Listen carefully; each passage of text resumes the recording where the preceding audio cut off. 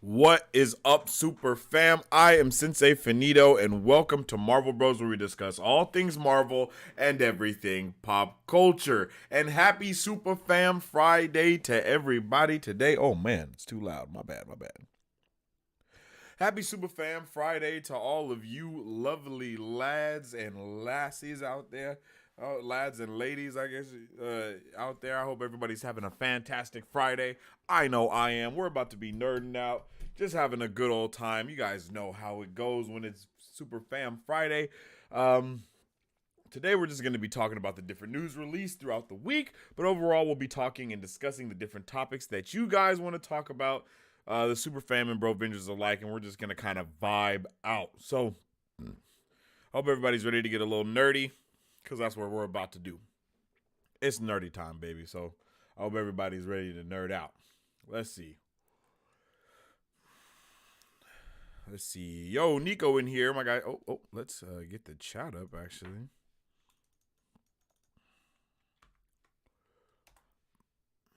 Boom. Nico up in here first, as usual. Nico, you've been first like a lot lately. I'm not going to lie, man. You're definitely showing up and showing out. And we definitely appreciate you. My guy, I hope you're having a good Friday today.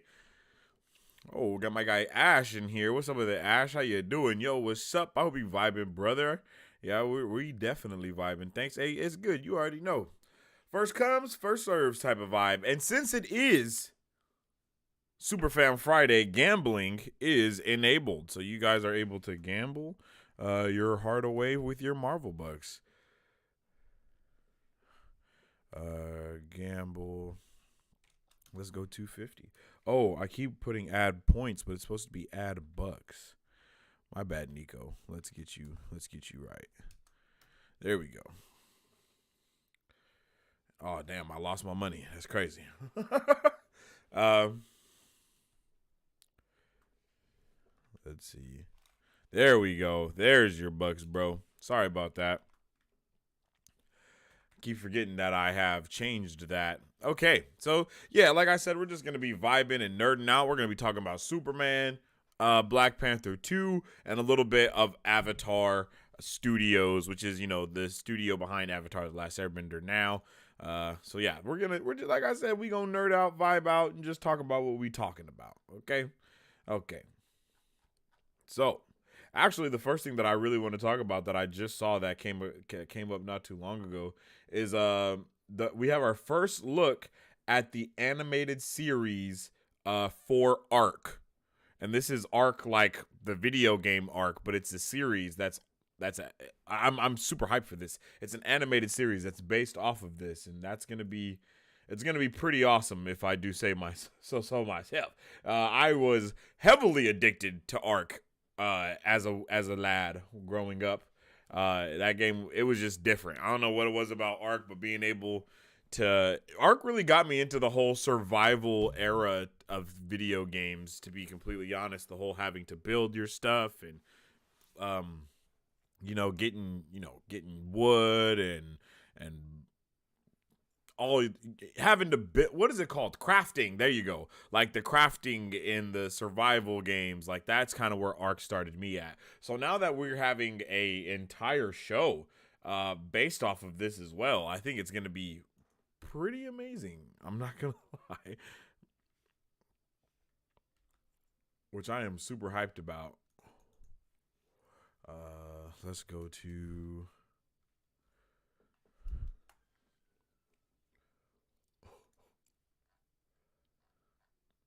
let's see. I don't think. Yeah. Okay. Yeah. All right. Yeah. So we have our first look at it, and the voice cast includes Vin Diesel, Michelle Yeoh, Madeline Madden, Gerard Butler, David Tennant, Russell Crowe, Jeffrey Wright, Ron Ewan, Carl Urban, Zahn McCarlin, Devery Jacobs, Elliot Page, and Alan Tudyk. Tudyk. All right, interesting name. Uh, but yeah, yo, this is fire right here. I think this is. Oh, my bad, y'all. This is definitely gonna be a dub.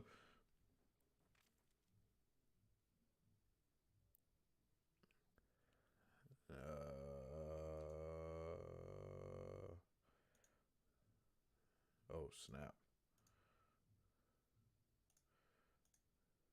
There we go. What? Yeah, there we go. Jesus. My bad. There's a lot going on there. All right. So, yeah, we are. Yeah. This is our first look at Ark the Animated Series, yo. Like, oh, this looks like it's going to be really good. Like, this show looks like it's going to be really good. And I'm really excited that we're seeing this happen as well. What type of stance or what type of show this is going to be? No idea whatsoever. But I do know that it's going to be a banger regardless of what this is.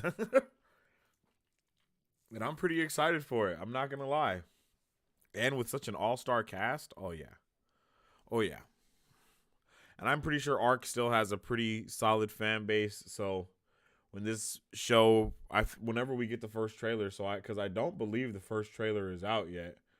I might be mistaken on that, but I don't believe the first trailer is out. But whenever it does come out, we gonna be there and we gonna be watching. Because it definitely seems like this is gonna be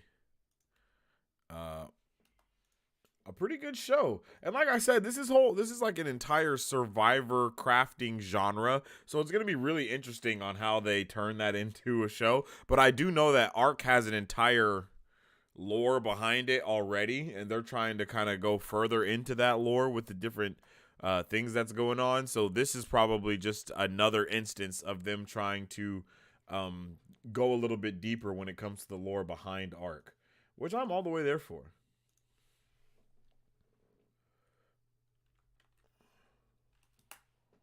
Ark trailer.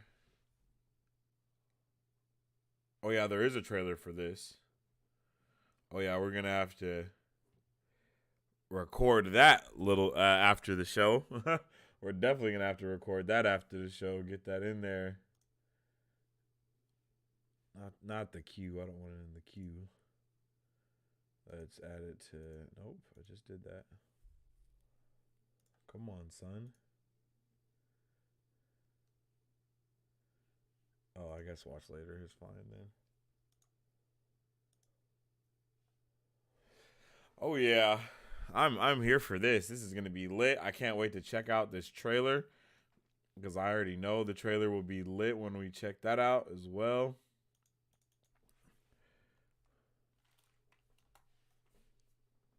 Have you guys played Ark? Are you guys interested in this anime? And what game? Goodness gracious! And what game would you guys like to see go, like turn into an animated show? Because they're doing that a lot lately, right? Like they're giving us a lot of animated things, and they're turning video games into shows. They're doing a lot of that lately. So, what would you guys like? What would you guys like to see that happen to?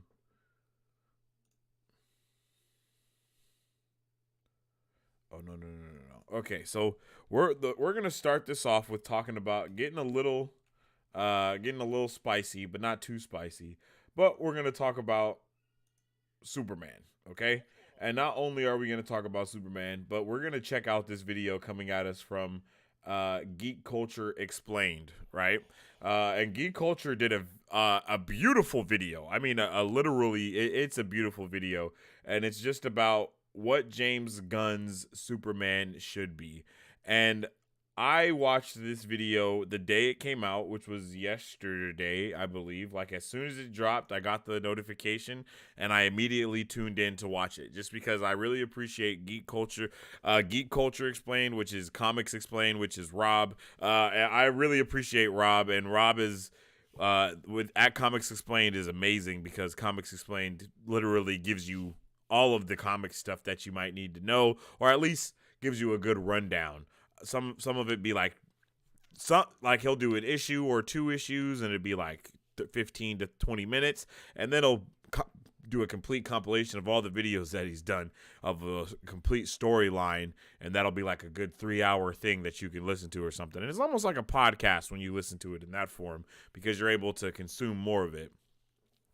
But basically, Geek Culture just kind of talks about, like I said, what James Gunn's Superman should be. And I really love this video. And I think it's like it's almost like a love letter to Superman and a love letter to Superman fans of what should be happening or what can happen or what's possible to happen. And I just wanted to kind of listen to what he had to say with you guys and then kind of just shoot the shit around afterwards and just kind of elaborate on a few things and even talk about how we feel about the things that have popped up and whatnot. So that's kind of what I want to do here.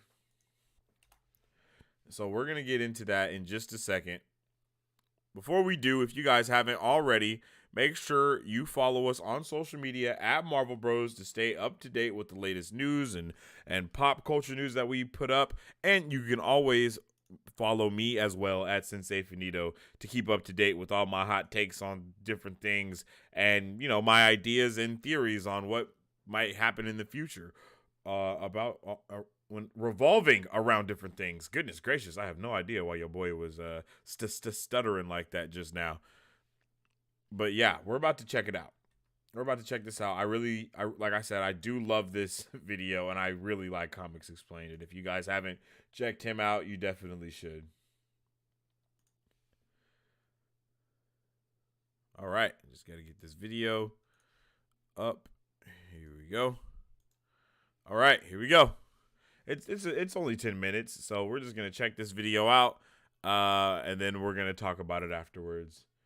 And hopefully, my guy is no set tripping off of it. You know what I mean? So let's check it out.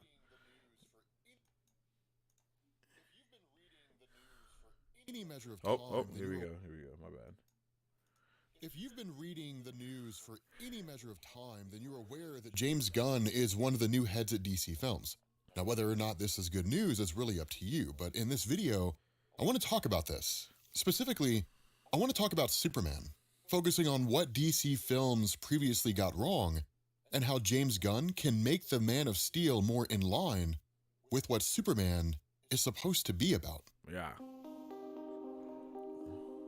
So my complaints about the depiction of Superman from his introduction during the Man of Steel up until now are not that different from many others. While I think Henry Cavill was an amazing casting choice, his character was written as a flawed superhero, more in line with a brooding or cynical person. In fact, I agree with Screen Hub when they were writing about the Man of Steel film, and they said, Clark Kent opens up the movie as a drifter, unsure of his place in the world, much like Bruce Wayne in Batman Begins. These quiet parts are the strongest part of the film, offering a bit more exploration into a figure who's a product of two worlds, but a member of none. Indeed, there was a somber tone to these moments that brought a level of humanity to an inhuman being. But despite the beauty of these moments, everything else completely missed the point of Superman. Man. Even as the film progressed and Lois Lane was introduced as the anchor that brought Superman back to the world, he stepped into the role of a superhero unwillingly.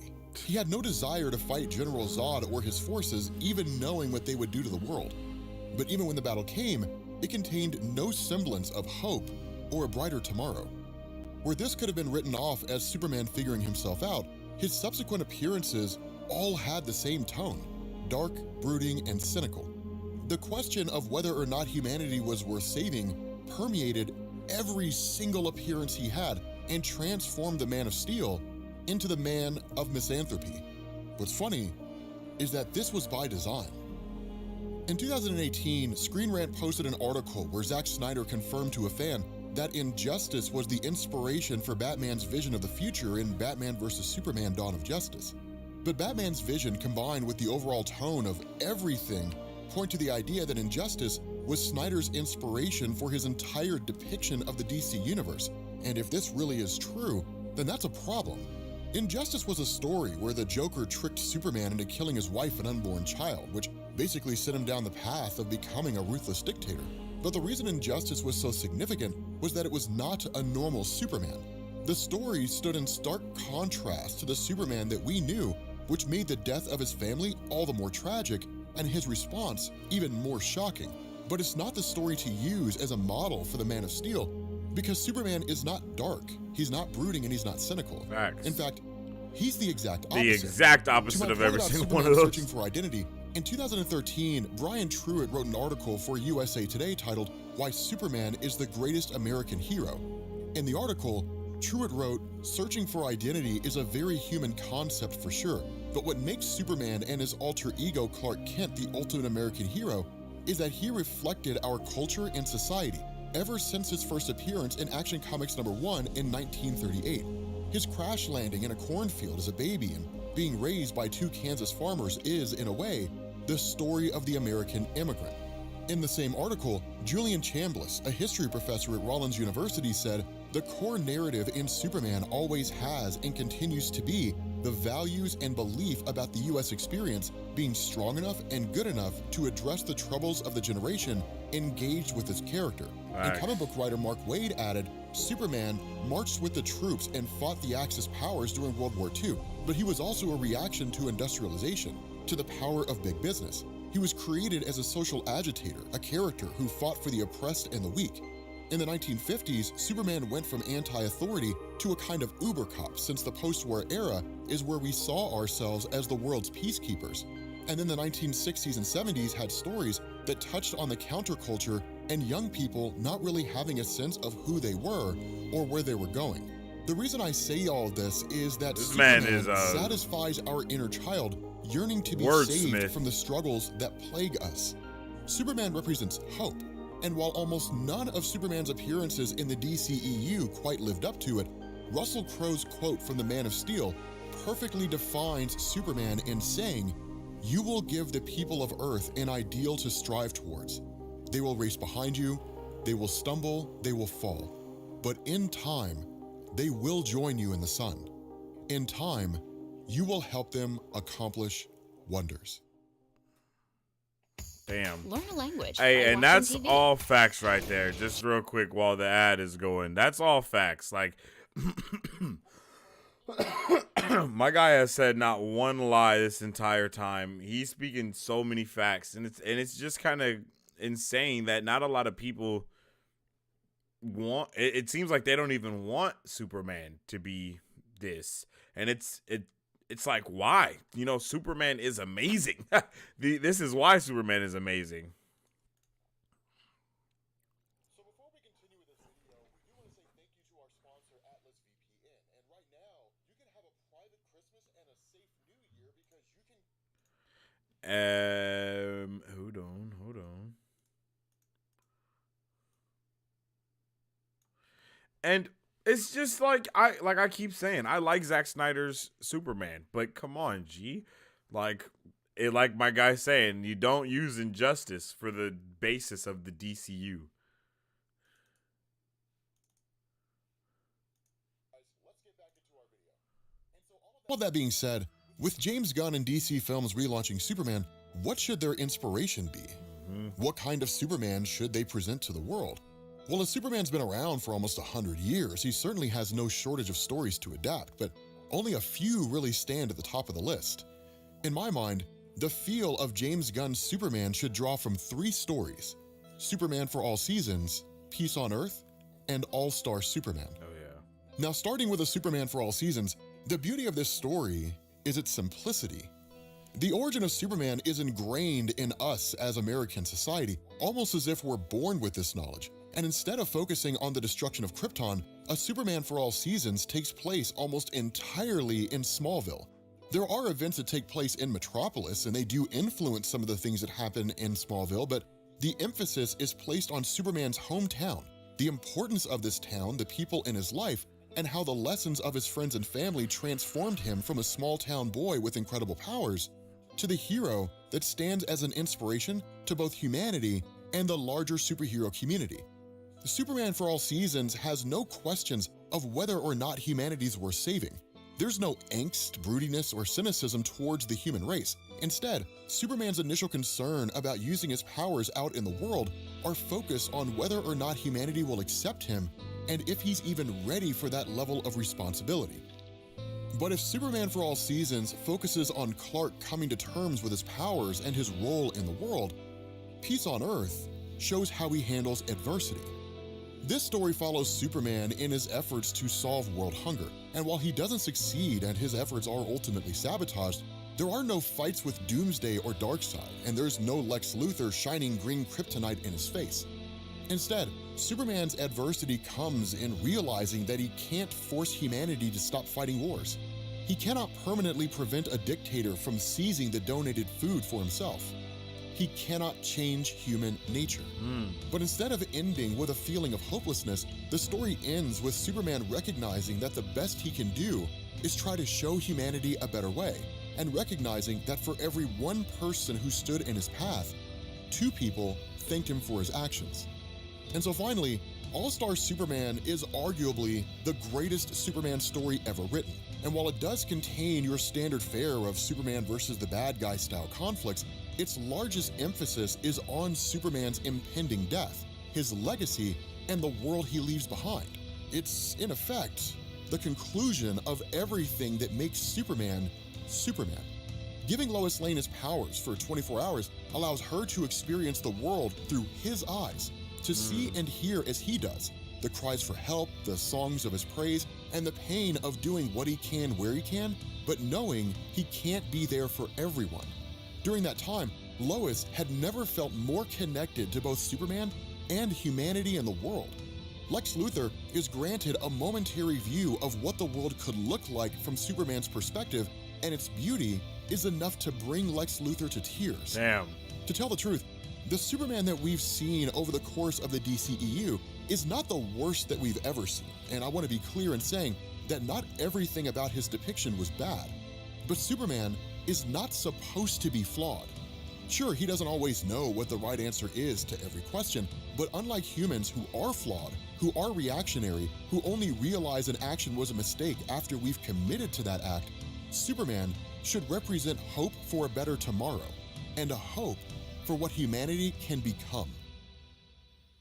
My guy put that thing together perfectly. I couldn't have said it better myself. And that's a lot of the stuff that I kind of have been saying even before this video came out. And that's why when the video dropped, I was extremely happy because I was like, hey, these are my exact sentiment. Like, these are my exact sentiments towards the situation as well.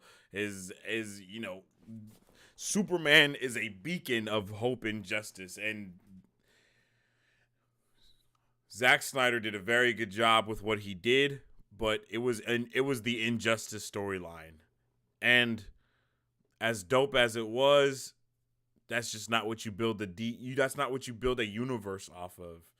You don't build a universe off of that character, of that anything. That's why the Injustice game is like not a one-off, but you know what I mean? It's a one-off. Like the animated movie is a one-off, like, because you don't. That whole universe that comes with Superman being that guy is different, fam. It is different.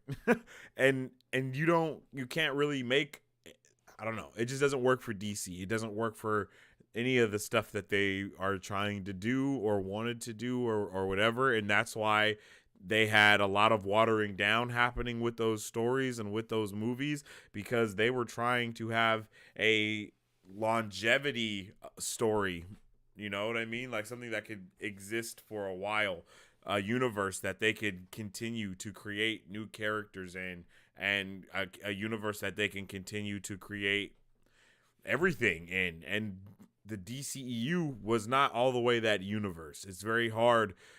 I feel it's very hard to introduce a lot of the things that you would need in order to establish a good DC universe, because, like, let's be honest, a lot of the characters would probably want to fight against the Justice League if any of them were the same. Like, you bring Green Lantern in, I think Green Lantern 100% is going to want to fight Zack Snyder's Justice League, or at least Superman, or at least Batman, somebody. I think they're going to fight, just because it doesn't feel like, you know, it don't give the same no killing rule types of vibes, you know? So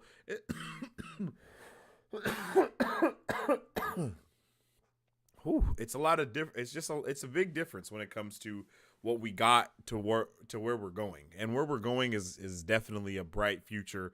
And I think starting it with Superman and doing kind of anything that was even said in there in that video coming at us from Geek Culture Explained, coming at us from Rob, I think you do any of that, it's going to be a very successful franchise for the entire DC universe, because once you have Superman be that beacon, everybody else can kind of, you know, not follow suit, but it's a lot easier to cope with. Superman isn't supposed to be the one that is struggling with whether humanity should be, saved or not. That's more of a Wonder Woman thing. That's more of a Wonder Woman thing. I'm just saying. Wonder Woman be the one that be like, bruh, humanity, I don't know. Like, maybe we should do some other stuff. The humans are wildin'. And Superman is always that symbol. Yeah. So I'm down for everything that Rob was just saying from that video. And shout out to Rob for putting that beautiful love letter to Superman together. Because that's literally what it should be called. It should be called what James Gunn Superman should be, quote, and then within the parentheses, a love letter to Superman, like 100%. Words, what's up with it, my guy? Bro, I got a question. Why did they get Henry Cavill for Superman and Black Adam when they said he wasn't going to do it anymore, and now after Black Adam, they're saying he won't be Superman again? They didn't know that was going to happen. Is basically the gist of it. That's kind of what we've been talking about here on the channel for the last 2, maybe 3 weeks, I think, ever since the announcement came out. Right? Is that they wanted Henry Cavill back because they were going to try to continue the DCEU, salvage what they could, and then create like a new saga within the DCEU. But that was before they actually had their quote unquote Kevin Feige type person at DC, right? So DC was before ran by like a board of executives more about what's going to happen, and then each creator kind of came in and just had to go about what these executives were saying, and then the executives weren't 10 toes down with what they were saying. They were very wishy-washy. Something happens on the internet, they try to change the whole movie, or they try to change the entire course of the DCEU saga that they were trying to create. So they were looking for their Kevin Feige type of person to come in and do the damn thing, and that is who James Gunn is for them now. So once James Gunn comes in, along with Peter Safran, who's still going to take that more executive role because James Gunn has never been an executive before. They're going to allow. So it's basically you get James Gunn doing the creativity, and then you have Peter Safran that's going to handle more of the executive stuff. And you have both of them basically that are going to do everything together. So it's like they can realistically cast these characters, realistically make a saga for the future, look at the dividends of things as well, and get everything going cohesively. Like what people are saying about James Gunn and his lack of experience in an executive role, I'm pretty sure Peter Safran makes up for a lot of that. So having those two together is really the big thing, and that's something that a lot of people I feel like they're either forgetting or they just don't care about, because everyone is just saying James Gunn, but it's like, yo, Peter Safran is right there. So all the experience that James Gunn may lack, I'm pretty sure Peter Safran makes up for a lot of it, and if he doesn't make up for everything, he brings so much to the table, so much wisdom to the table as well, because I believe Peter Safran has been at WB for the entirety of what's been going on, or if it hasn't been for the entirety, it's been for a minute. He's been there for a minute, if I'm not mistaken. So he knows what needs to happen, and he knows what needs to be done, and I think he's gonna make it happen, Captain. Like, no cap. I really think he's gonna make it happen. Yeah, he's co-chairperson. Yeah. Let's see. I'm not sure how long he's been at DC though. Let's see.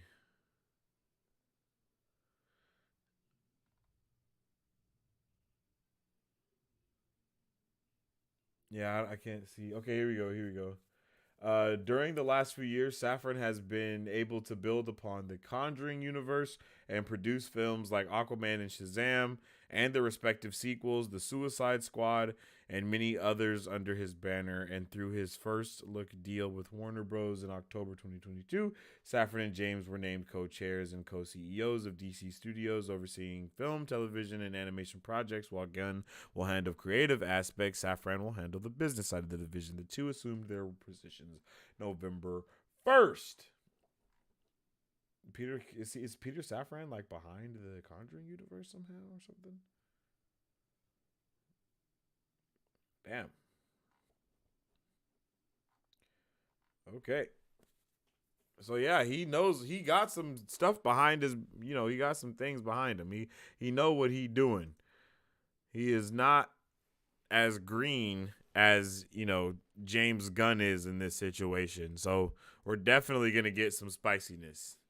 It's definitely about to be spiciness, and I am all the way here for everything. No cap. Like I am all the way here for it all. Come on, bro. Get out of here.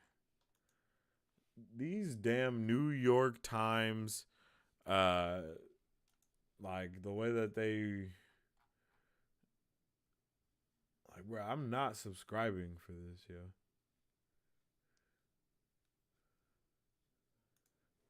Oh, I have to log in. That's some cheese. Yeah, continue without subscribing. Thank you very much. Bro, if you don't take me back to where I just was, thank you. Collapse. There we go. All right. Jeez, they're playing my whole life just now. I don't know why they was doing your boy like that. $1 a week for the first year. Fam, if you don't stop playing with my emotions. Okay, so if we take a look at, so just that's kind of my love letter as well to everything. I mean, my incentives are no spoilers. Well, uh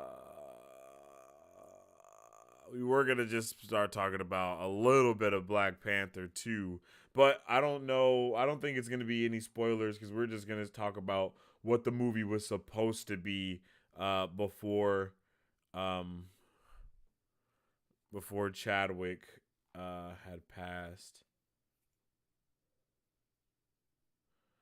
Oh no, this is it literally says spoiler filled right here. So it's about to get a little spoilery. I ain't gonna lie, but I don't think it's gonna get too. Let's see. Say hi to the stream. Yo, what's up with the Vito stream? How you doing? How y'all doing? I know y'all over there being wild. Y'all probably over there smelling each other's toes and stuff. We want nothing to do with that over here. We don't do stuff like that over here. We don't smell toes in this household. Y'all keep that toe sniffing over there with Vito. Y'all come over here, you gotta have a little bit more class. You know what I'm saying? Shout out to my bro Vito, and shout out to the streamy Weemy for show. Okay. So what I'll do is I'll just reverse this order. So coming out of the Superman stuff that we were just talking about, just okay, yeah, you're wilding. I'm not even reading your chats. That's my bad. Okay, bet. Say hi to the stream. Damn. We're not even gonna speak on that one. Shout out to my bro. Much love to you, my guy. Let's see. So what we're gonna talk about next is Avatar. Let's get into some Avatar stuff, okay? This is an exclusive coming at us from Avatar News. And this is about the next Avatar animated series featuring the Earth Avatar after Aang and Korra is coming in 2025 from Paramount and Avatar Studios, yo. This is going to be fire. Okay? When this drops, it will be legit. I have no doubt in my mind that this is going to be amazing when it comes out. So we're going to check out this article and we're going to find out a little bit of good stuff, but a lot of bit of good stuff at the same time. So let's dive in. We have a huge Avatar news exclusive for you today. It's happening. Avatar Studios is working on the next Avatar after Aang and Korra. An original animated streaming series is set in the future of The Legend of Korra, following the next Earth Avatar in the cycle, and it's coming to Paramount Plus in 2025. This is not a drill. But there's more. An animated movie featuring this Avatar and their era is coming to theaters. Oh, I didn't know that part. What? So an animated movie featuring this future Avatar and their era is coming to theaters in the years after the show comes out. Ooh, I can't reveal more specific dates yet, but it won't be an insanely long wait. Currently, we don't know how far in the future this Avatar's era will be set, but a very rough approximation based on previous Avatars is that it's set 100 years after Korra's time, and it will be in the Avatar world's equivalent of our world's present day. What the hell? That is insane. That's insane. So we'll basically be existing in our time period that we have right now, but if we had an avatar and bending and shit like that. I didn't even think that we would get to that far that quickly, but it makes a lot of sense. 2025 is going to be a huge launch for Avatar Studios' animated universe, with the adult Aang movie coming to theaters on October 10th, 2025, as well as this new series streaming in the same year. This isn't a mistake on my part. They're intentionally releasing both in the same year. Wait, say that again? Wait. With the adult Aang movie coming to theaters on October 10th, 2025, as well as this series streaming in the same year. Oh, okay, I got it. This isn't a mistake on my part. They're intentionally releasing both in the same year, part of a much bigger plan. Currently, it's implied that the movie is Avatar Studios' first project of any kind, which would imply that this series would come out after that, at the very end of the year, likely in November or December of 2025. There could, of course, be delays, but they're absolutely working on multiple projects in parallel right now. Hails to the yes, okay? I think this is good news for every Avatar fan. This is the second Avatar original streaming series coming soon, with the live-action Young Aang series premiering next year in 2023. Season 2 of live-action Atla can be estimated for 2 years later in 2025 as well. Joining the adult gang, they put gang, but they spelled it with Aang. They thought they was mad. Mad spicy for that one. Animated movie and next Earth Avatar animated series from the beginning of the year. What? Joining the adult gang animated movie and next Earth Avatar animated series to form the biggest year of Avatar ever. Okay, I got you. All right, so this is fire. Right? And this is fire for a multitude of reasons. Let's bring it up like this. This is fire for a multitude of reasons. First and foremost, of course, this is fire because more Avatar. I mean, who doesn't want more Avatar? First and foremost, right? Like, everybody loves Avatar. I don't think I've ever met a person that doesn't like Avatar: The Last Airbender. If they don't like it, you know why they don't like it? Is because they usually haven't seen it. That's usually the only reason why.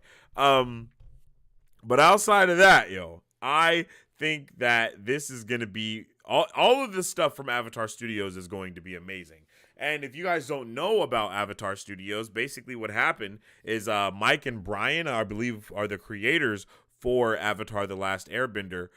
They were working on the Netflix project that is going to basically be the retelling, I guess is the best word to say, a retelling of Avatar Aang's story, Avatar: The Last Airbender, but it's going to be live action, and it's supposed to have like one of the biggest budgets, I think, for a Netflix show next to Stranger Things. I think actually the only shows that have had a bigger budget than Avatar: The Last Airbender's live action show are Game of Thrones and the Lord of the Rings Prime show. If I'm not mistaken, those are the only two projects that have ever had a bigger budget than this. And that's amazing. That's going to let us, then the live action project that we're getting. So that lets us know that they're not going to be skimpy on the CGI. They're not going to be skimpy on any of the stuff that they're doing. They're going to be bringing their A game across the board. And that's something that we can all be hyped about and look forward to. But outside of that, Mike and Brian were working on that project initially, but Netflix kind of wanted to go a little bit of a different way with a lot of the creative pieces, just because they didn't want to create a one-of-one live action retelling of what's animated, which I can understand. So I think they're doing a couple of different creative choices, like giving Suki a mom in the Netflix show, and then I believe Katara is the big sister instead of the little sister for her and Sokka. And then I think we're also getting like Azula in season 1 instead of her coming in the next season. So yeah, they're doing a couple of things that are not the same as Avatar: The Last Airbender's Netflix Avatar: The Last Airbender animated show. But they're going to basically keep the same story outside of that. Mike and Brian were not okay with those creative decisions that Netflix was doing. They wanted to keep it very true to the authentic canon story. So they left the project.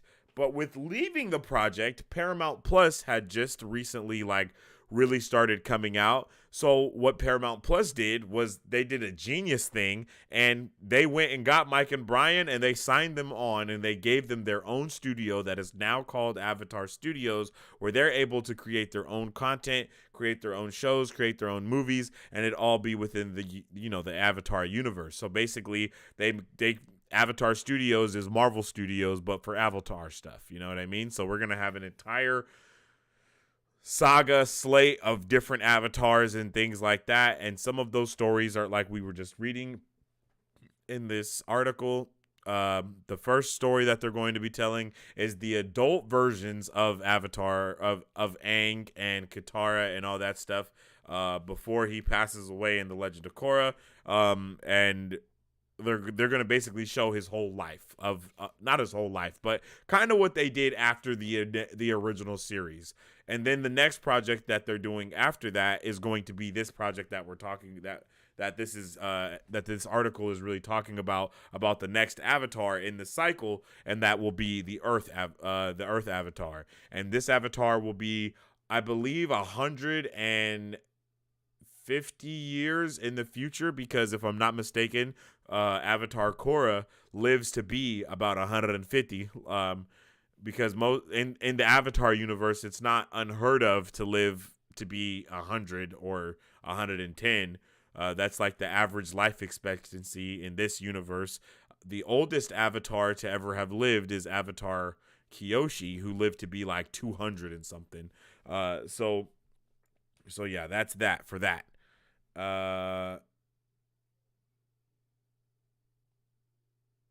Yeah, so that's that, like I said. And I'm excited for that. I'm excited for this Avatar, because having it be 200 years 150 years, however many years in the future it is, and we're going to be, having this new Avatar that is modern day. I'm hoping that we don't have like phones and like TikTok and like Facebook and social media in the Avatar universe, but I mean, I guess it's quote unquote inevitable for that to happen because of just how life is like for us. So they're probably going to have some weird cringy things that I'm not okay with. But overall, I am super hyped to see what a modern day Avatar is going to look like. So this is definitely Hype City. This is definitely Hype City. And I think that, what the hell? And I think that, it's time to be completely like just hyped. There's no other way to say it. There's no reason to not be hyped about what's happening here. Like, look at this. Hold on, let's find a good picture of them as adults. Like, look at this. Come on, man. Who doesn't want to see this? Like, oh man, this is gonna be what the movie. This is gonna be basically the movie. This is basically the movie poster for the next movie that we're supposed to get for Avatar, and it's supposed to be in more of a Spider-Man Into the Spider-Verse type of animation style rather than the traditional animation style that they were going with before, and that's gonna be awesome for this, like the bending and things like that. But like, look at Zuko and Sokka both look like badasses. This is probably going to be this movie. I'm not even gonna lie, I just thought of this, but this movie will probably cover how we lost Sokka. I'm not gonna lie, and that is kind of heartbreaking to me even to think about. So I'm ready for this. I'm ready for this all the way. I can't wait to see what is going to be going on within this show as well. And it's just, it's going to be fire, bro. It's going to be fire. So I'm definitely hyped for it. Definitely Hype City. Yo, shout out to my guy, Doxy. I just saw that. Yo, shout out for the subby wubby, my guy. Welcome to the Super Fam, my G, where we have nerdy conversations, baby. So it's time. Yeah, so we're getting nerdy already, as you can tell. So I'm hyped. I'm hyped. I'm hyped for this. I'm hyped for this, and I'm really hyped for the future of Avatar Studios and what could go on for a multitude of reasons, but mainly just because the world building and the storytelling that Avatar brings is just next level. So if they could bring that into a modern era, I'm really interested to see what that's going to look like. And now that we have like the spirit world and all those portals opened up and all that type of stuff, yeah, it's definitely going to be legit. It's definitely going to be legit. Woo! What's over there? Derp, how you doing, my guy? I hope you're having a fantastic Friday. I just want live action news, dang it. Yo, we're talking about the live action Avatar, but we don't have any news for that just yet. All right, here's everything we know as Avatar news about Avatar Studios' first movie. And here's the info, the source. So here's the info for that. The title of the movie is designated animated Aang Avatar in Paramount slate, but is untitled. The Avatar franchise has officially been named Avatar Legends since 2022. That's a bomb-ass name. That is a bomb-ass name. Avatar Legends is a freaking crazy bomb name. The release for this animated project is going to be October 10th, 2025. It will be released exclusively in theaters at first, and then it'll stream on Paramount Plus as it should. The story will feature Aang and his friends. Aang and Team Avatar will be young adults. And then a movie with a Zuko focused storyline is in development, and it's possible. No, this isn't the movie that. This isn't that movie. The Zuko movie is going to be focused on a little bit after this as well. Oh damn, I'm not going into all of that. But yeah, so that's fire. Avatar Legends is amazing. I don't know why we haven't got like an Avatar Legends logo or something. Like, I'm really surprised. Avatar Legends, the role-playing game. Nah, son.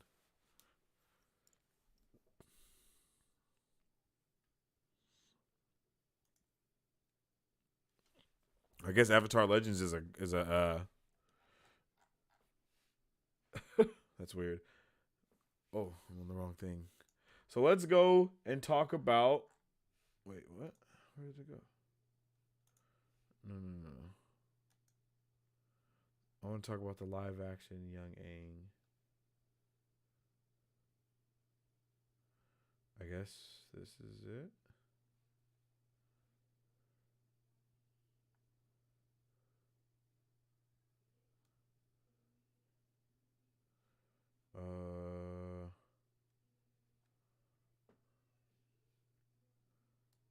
Okay, let's open that up, I guess, and open that. Oh, the best visual effects studio in the world are currently hard at work on post-production of Netflix's live-action Avatar Studios. Meet the elite lineup, bringing the four elements to life in this new featurette exclusively from Avatar News. I don't know what that means, but let's see what's going on.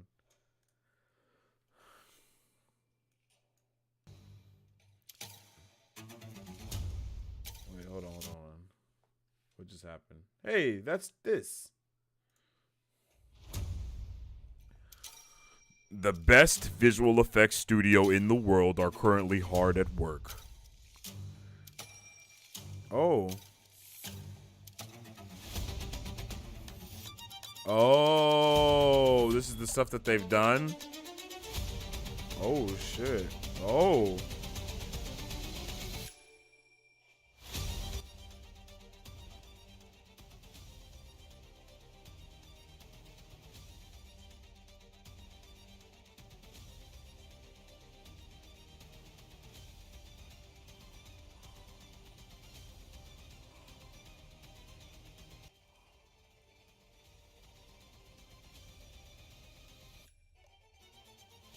That was fire.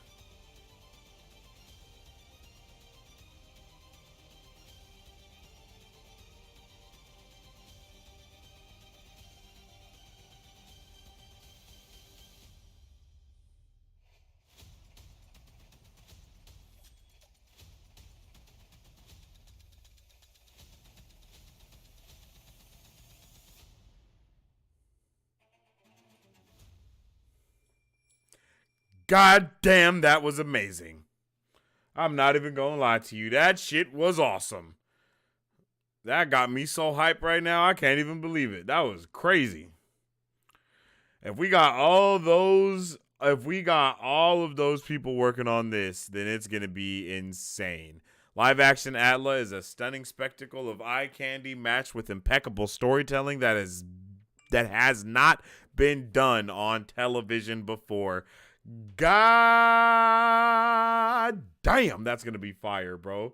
That is gonna be fire. Netflix head of U.S. Canada scripted series Peter Friedland at Variety. I think Avatar: The Last Airbender is going to be what you want it to be.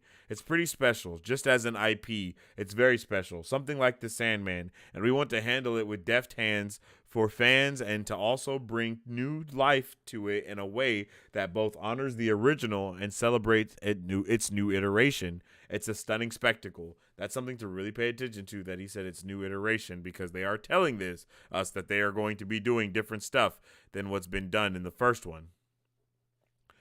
These shows are very big productions, and it takes a ton of time, both on the production side and in post. So you have to respect the long journey for some of these shows to deliver what hasn't been done on television before. And that's what we have for a lot of these type of shows when we're working on them. Whether it's Avatar or One Piece or Three Body Problem, these are big visual spectacles that you have to honor the process and respect that. And when you're breaking ground in visual storytelling, or you're on the visual vanguard of storytelling, that takes R&D. That takes a lot of trial and error to get it right. But that's the intent. That's the hope, is that you're bringing eye candy matched with impeccable storytelling into these worlds. The journeys are long, but hopefully fruitful. Being part of these spectacle shows, each one is bespoke, each one goes on its own journey, and it's a little bit in between film and television. So you have to break the mold every time you're working on one of them. And it's rewarding across the board when we get it right. God damn, if that ain't everything that you want to hear somebody say, I don't know what else you want to hear, to be completely honest, because that was awesome sauce. And I'm super hyped for this. I'm not even going to lie.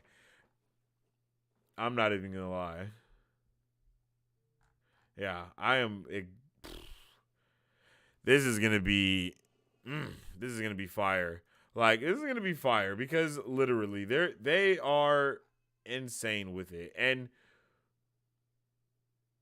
like, when it comes to the thing, like the CGI and all those type of things, like, bro, you literally have to go like balls to the wall for it. You can't let it look cheesy by any means, because if it looks cheesy, then it's sleazy if it's cheesy. You know what I mean? Like, oh man, like, it's just different. So they're using the same type of stuff that they used in The Mandalorian to just make things look beautiful visually. And I'm so excited for the live action Young Avatar series that's going to be coming to us soon. I'm super hyped for it. I can't wait to see what they do, how it's going to be. I am so excited, yo. And it's going to be really dope. I cannot wait for it.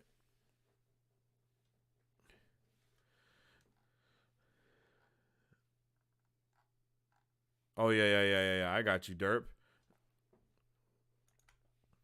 Derp says, here you go about the technology. Oh, yeah, I know a lot about that technology, but I know for a fact it's dropping in 2023, probably second half, though. And yes, the technology and effects is going to be awesome and unreal, better than the movie. Oh, yeah, way better than the movie. What? I can't even believe you would bring the movie up. That link is about the technology. Yeah, this is the one that I was just about to open, too, so thank you for that, G. Guinness World Records Awards, Atlas LED stage, biggest in the world. Oh damn! I didn't know they were going with the. I didn't know they was about to have the biggest one in the world. Wait, is this the? Ain't this the same one that they use for the Mandalorian? If you haven't seen me geeking out about it already, the live-action Avatar: The Last Airbender series is currently filming and about 90% done on season one on a brand new custom-made virtual production volume.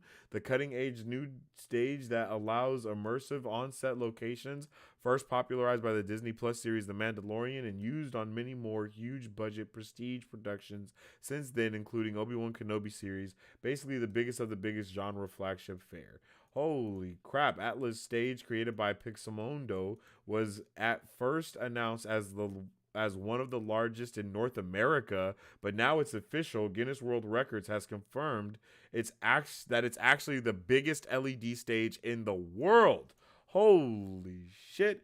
Like I said when it was first announced, this thing is absolutely colossal, and it will be a huge game changer for bringing the Four Nations and the spirit world to life. It's also just more confirmation that they're putting their money where their mouth is to make sure Avatar is as big as it deserves to be. A couple months ago, it was confirmed that season one has one of the biggest TV budgets ever, and now we know that the cutting edge stage it's filming on is the biggest ever. That is insane. Atlas World Record stage will be featured in the 2023 Guinness Book of World Records. Definitely one of the coolest awards Avatar has been a part of. Note that Atla is filming on both the stage and on location. Check out the first set photos here for the best combination of what suits the scene and setting. That is fire.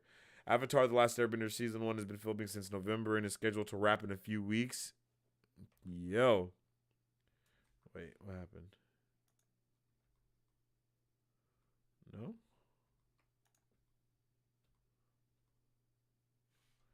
Wait, what?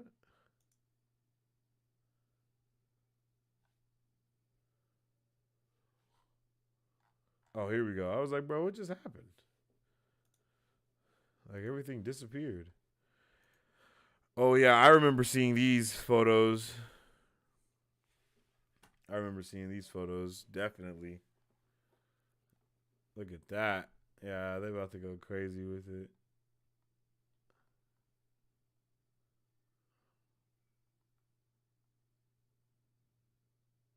Yeah, this shit is about to be insane.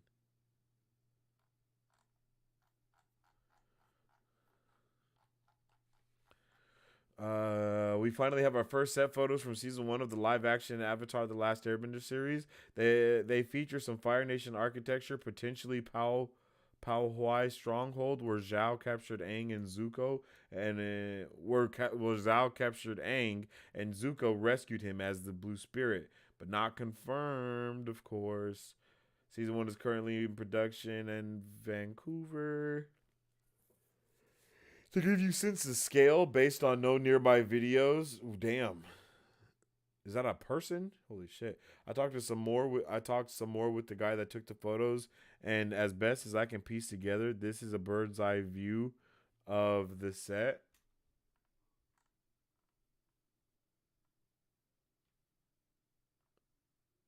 Oh, like this. Damn. The photos show both sides of the wall from two opposite sides of the field. And lastly, here's an example of the same kind of CGI that will be used here from Netflix's other most expensive show, The Crown. No one realizes how much The Crown is CGI. A lot, because it's literally 100% convincing. You would never know. What? I want to see that for sure. Wait, hold on. Here's an example of the same kind of CGI that will be used here from Netflix's other most expensive show, The Crown. Oh, okay. Let's see.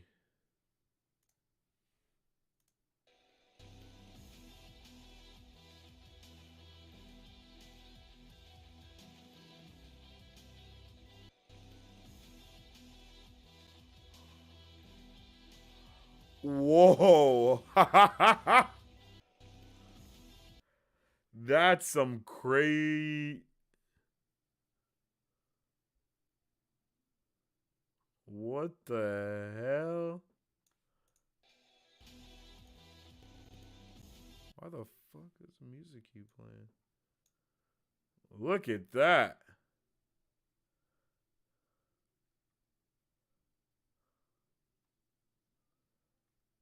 Look at that. They took the building out the background over here. The building disappears. Some buildings pop up right here. The plane comes in. Look. Look. And then bam. Look at all the shit that they pops up over here. Like, how would you know that this isn't a real plane? Like, this isn't even a plane. It's just the middle compartment and green screen. My life is a lie. Like, I watched this shit.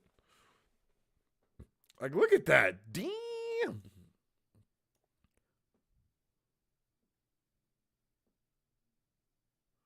They even got cars driving and shit back there. Like, there's cars driving and moving.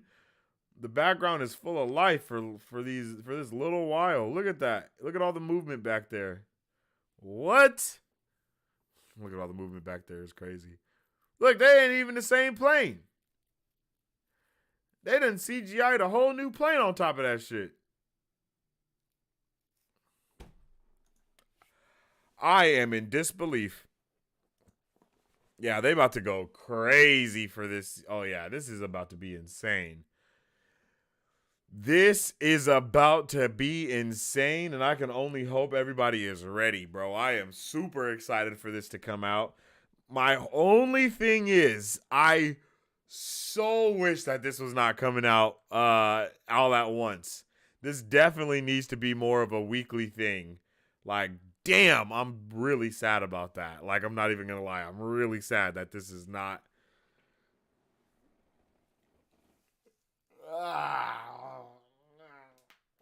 Phooey. Like, that's how I feel. Like, I'm really sad about that. But, alas, it's all good. That's Liddy.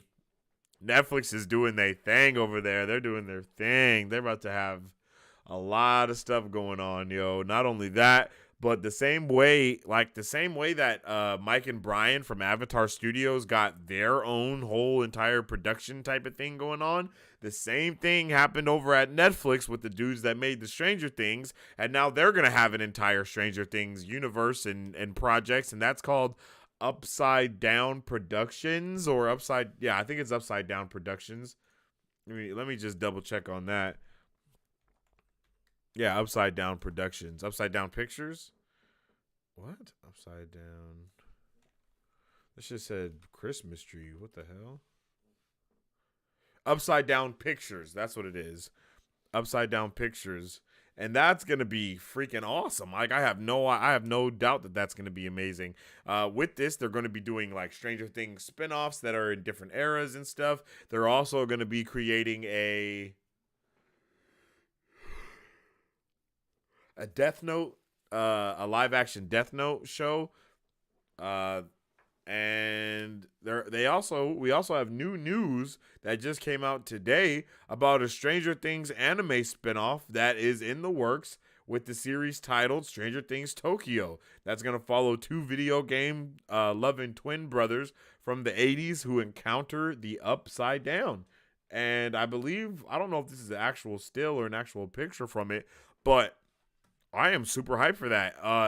This is amazing because Stranger Things is awesome and has been awesome since day one. Like, no doubt about that. Like, look. Oh, yeah. That's nice and saucy there, baby. So I'm super ready and I'm super hyped to see what's going on. So let's check out this article and see what's happening. Netflix planning Stranger Things Tokyo anime series spinoff. For a while now, the Duffer brothers have teased that we would be further venturing into the Upside Down with a spinoff of some Wait. Okay. Let me just start that from the jump. I don't know why my brain kind of just stopped on your boy right there. For a while now, the Duffer brothers teased that we would be further venturing into the Upside Down with a spinoff of some description before or after the conclusion of the flagship series. We've now learned that one of the spinoffs is set to be an anime series called Stranger Things Tokyo. The spinoff series we hear has been in development for quite some time, with early rumblings about the projects coming out in early 2021. Details are still slim on the new project, but we do have a brief log line of what to expect. An encounter with the Upside Down evolves into a grand adventure for video game loving twin brothers living on the outskirts of 1980s Tokyo. We're hearing the series is planned to be around 6 hours long and is labeled as the first Stranger Things spinoff. 6 hours long for an animated Stranger Things spinoff. If the episodes are about 30 minutes instead of being actually hour long, we'll have 12 episodes of that, and I'm okay with that all the way. The Duffer Brothers confirmed a spinoff of some description earlier in the year when they re-upped their Netflix deal earlier in 2022. Speaking on the Happy, Sad, Confused podcast, Matt Duffer said the spinoff would be 1000% different from the original and it'd be a story that connects to the Stranger Things world, but is really more about how we're telling that story. Yo, I am so excited for the Duffer Brothers to be creating more Stranger Things projects because Stranger Things is incredible and it needs more stuff. Stranger Things has already made its way into other formats with two main Stranger Things games and Puzzle Tales, which recently was moved over to Netflix games exclusively. Oh, wow. Why Stranger Things will venture into anime. Some of Netflix's biggest franchises or attempts at franchises have been spin-offs in multiple formats over the years. The blueprint has been mostly pioneered by The Witcher, which we've now seen as an anime spin-off, a live action spin-off, and more.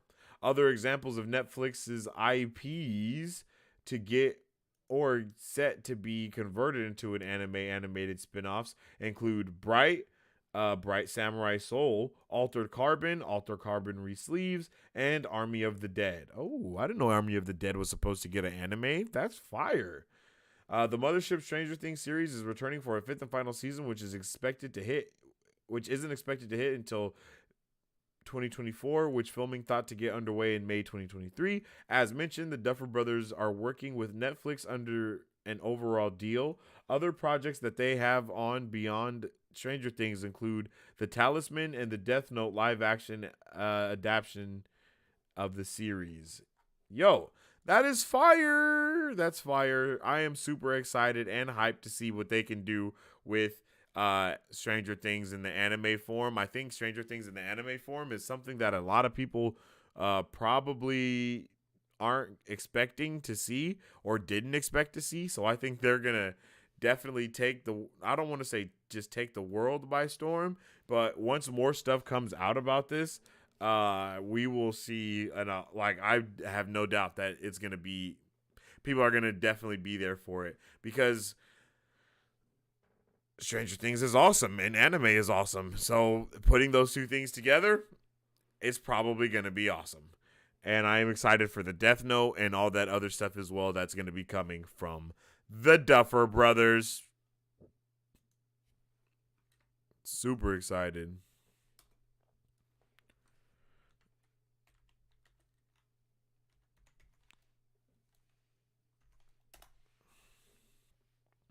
Are you guys hyped for a Netflix Stranger Things anime spinoff? Because that sounds incredible, yo. Like, it sounds incredible. Oh, let's go. What? We won that? Let's get it. I was just gambling it away, yo, but we won it. Let's go. Excuse me. Goodness.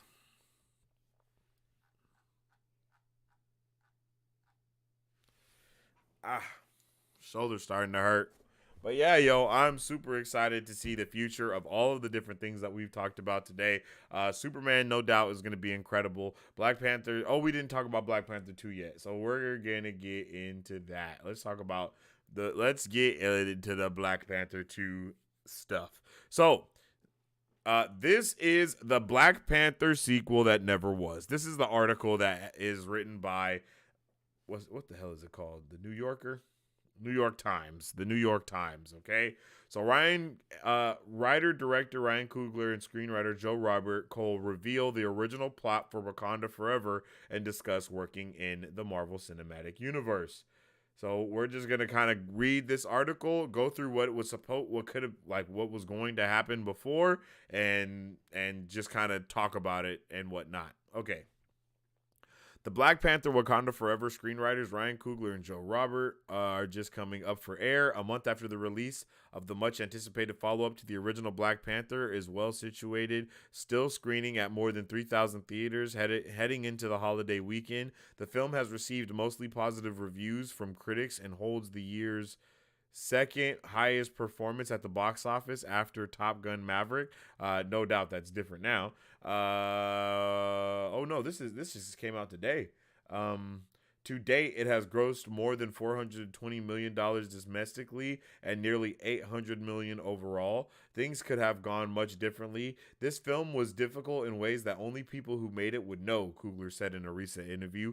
There are things we put in there that felt revolutionary, that challenged the definition of having a good time in a movie like this.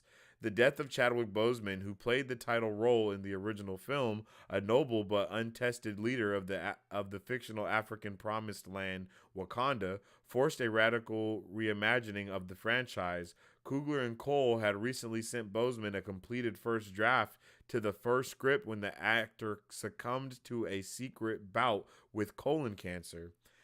Their eventual rewrite opened with the death of Boseman's character, T'Challa, turning the $250 million superhero film that followed into what can be fairly described as an extended meditation on grief and recovery. In a recent joint conversation over video, the screenwriters discussed their original vision for Black Panther and how they addressed the loss for Boseman, balancing the demands of their story with those the broader of the cinematic universe. These are edited and spoiler-filled excerpts from the conversation. So make sure y'all know that going into this. Spoiler alert, I guess, for Black Panther Wakanda Forever, even though that movie came out about 3 months ago now. Ryan Coogler, he says, last time we went back and forth, Joe had already started when I came on. I think I tried to go for a draft, but I was taking too long, and so he jumped in. Then we would get notes from the studio, and we would just kind of divide and conquer. On the second one, we were doing it over the pandemic, so we couldn't meet up. But Final Draft came out with this update where we could both work in the script at the same time. Oh, Final Draft. Okay, yeah, but Final Draft, I got it. It was an amazing feature, very productive and very fun. It allowed us to bridge that feeling of being in a room and just spitballing ideas. Then we took that hit. Bro, when Chadwick passed. I couldn't believe what was happening. I didn't know how we were going to pull ourselves up and figure it out. Thank God for Joe and the collaborative process, man. It would have been impossible for me to write this thing on my own. In the initial draft before Chadwick's death, how were you looking at the story? What were the challenges? What are we going to do about the blip in Marvel's Avengers Infinity War? T'Challa is one of the billions of people who suddenly vanish, only be brought back by the Avengers 5 years later. That was the challenge. It was absolutely nothing like what we made. It was going to be a father-son story from the perspective of a father, because the first movie had been a has been a father-son story from the perspective of the sons. I hella would have been rocking with that. Woo! In the script, T'Challa was a dad who'd had this forced 5-year absence from his son's life. The first scene was an animated sequence. You hear Nakia, T'Challa's love interest, played by Lupita, talking to Toussaint.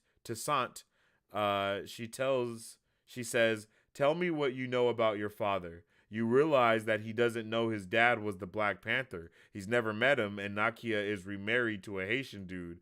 Then we cut to a reality, and it's the night that everybody comes back from the blip. You see T'Challa meet the kid for the first time. Then it cuts ahead 3 years, and he's essentially co-parenting.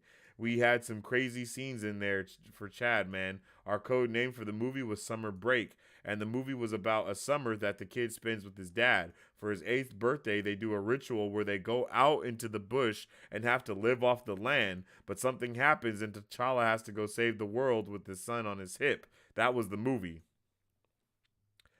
That sounds pretty good to me. That sounds pretty good to me. Um, was Namor the leader of the undersea nation Talokan and Wakanda Forever still the villain? Yeah, but it was a combination. Val was much more active. It was basically a three-way conflict between Wakanda, the US, and Talokan, but it was all mostly from the child's perspective. Oh.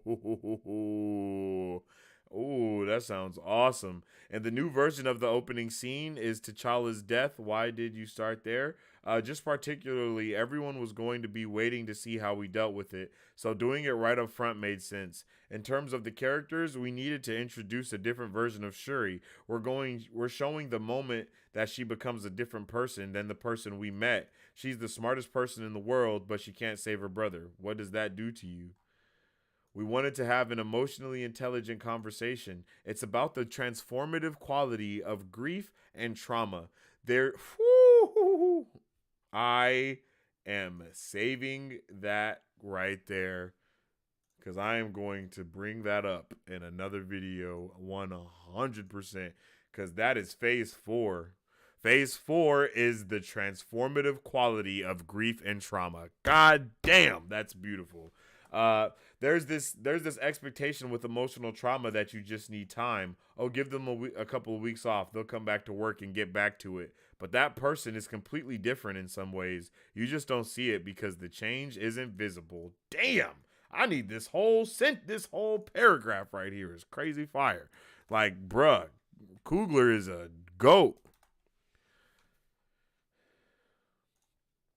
T'Challa's death is attributed to an illness, but it seems sudden and inexplicable, which profoundly unsettles Shuri. Why did you make that choice? We wanted to keep it simple. At the end of the day, what mattered is that she had a self expectation of being able to solve it, and she failed. And we didn't want her to have anywhere to displace her anger. If somebody else would have taken T'Challa out, Shuri would have looked for that person. We wanted it to be a situation where the only place to go was internal. Damn. Julia Louis-Dreyfus's character has appeared in other Marvel properties and is being set up as a major antagonist in the studio's future projects, including the Thunderbolts movie due in 2024. Is it challenging to incorporate characters or storylines from the broader Marvel Cinematic Universe? This is Cole responding. Ryan will have a different perspective as the director, but I've never had a conversation where I was asked to incorporate something that didn't feel organic. The dynamic of the US being an instigator and Western powers being an instigator, that has always existed. It wasn't, oh, we need to find a reason to make this character exist. It was, oh, this is already in here and there's this wonderful actress available.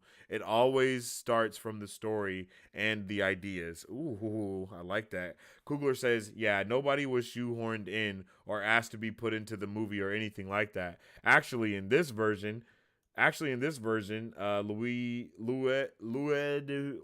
Her was pared back in order to make space for dealing with T'Challa's death. And we had Val in there before she even appeared in any of the other movies before Black Widow and the series Falcon and the Winter Soldier. People assumed that we were told to put her in, but she was there from the beginning. Damn. Wait, hold on.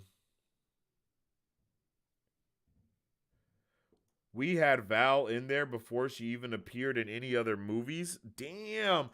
Damn. Damn. So they all okay.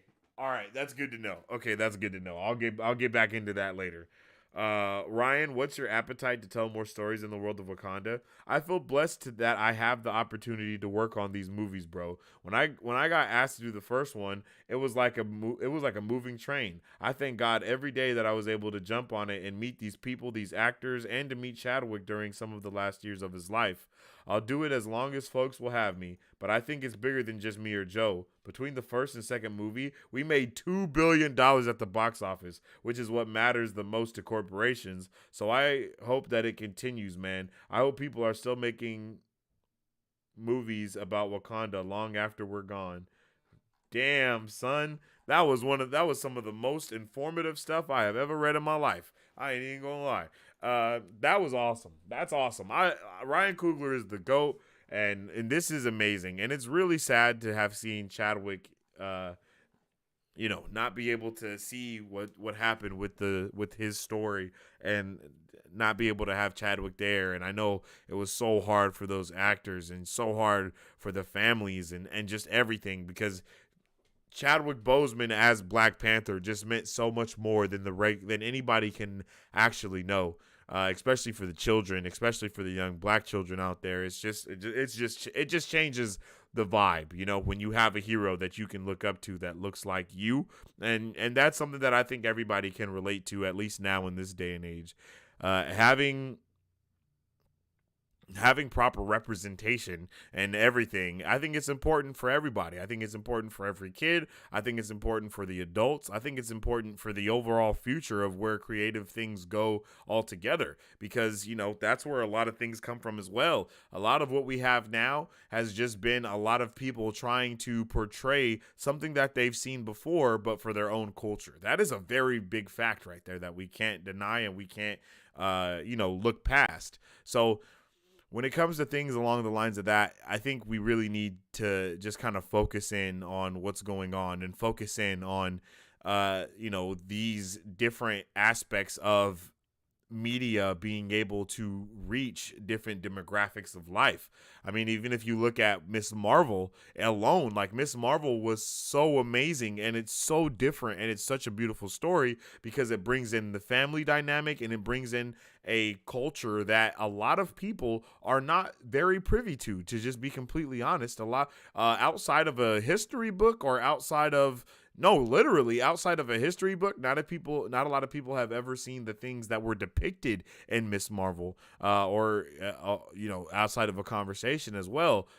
Miss Marvel just handled a lot of real life situations, and what I love about the MCU is how they're able to incorporate those real life situations into the fiction, into the fiction of everything, right? So that's amazing. I think it's amazing, and I think it's going to be awesome to see what happens in the future of Phase 5. And this quote that I am leaving, we wanted to have an emotionally intelligent conversation about the transformative quality of grief and trauma. There's this expectation with emotional trauma that you just need time. Oh, give them a couple weeks off. They'll come back to work and get back to it. But that person is completely different in some ways. You just don't see it because the change isn't visible. I think that is some of the most deep and profound things that I've heard when it comes to grief and when it comes to trauma. A lot of people don't look at it that way, but when something that big happens to you, you're not the same person. At that moment, things change for you, and things change for everyone around you as well. So I'm really happy that he was able to properly articulate what he was trying to say. And like I said, the whole I think what he said isn't just a beautiful sentiment for Chadwick Boseman and with this movie, but I think it's a beautiful sentiment for Phase 4 altogether, because a lot of people don't look at the transformative quality of grief and trauma, and that quality of grief and trauma is the reason why you can have Scarlet Witch going from WandaVision to Multiverse of Madness and be a completely different person. The same thing with Hawkeye. Hawkeye, the things that's happened to Hawkeye, that's why he wants to give up his bow. It's because the transformative qualities it's because of grief and trauma, yo. It's because of grief and trauma while these characters are going and coming and going and coming and going, because there's so much going on that's deeper than just what we see on the outside when we're looking in. And that's something that I think is amazing about Phase 4, and it's something that I think more people need to get a better grip on when it comes to Phase 4, because if people aren't able to properly understand what was going down because all they're worried about is their comic book movie or whatever, then all is lost.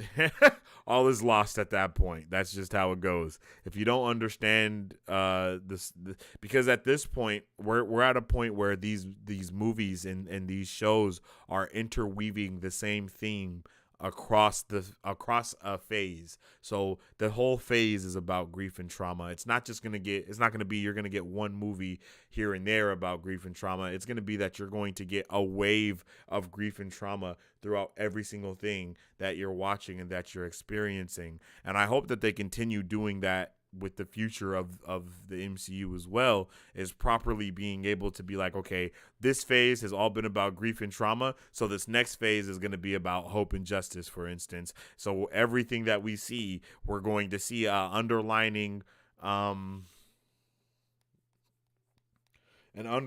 message, underlining theme, as I just said, of hope and justice. And so I'm just really excited for the future of everything for everyone, because everybody deserves just more creativity and just more amazingness out here, and just everything. Just give me all of the stuff however you want to give it.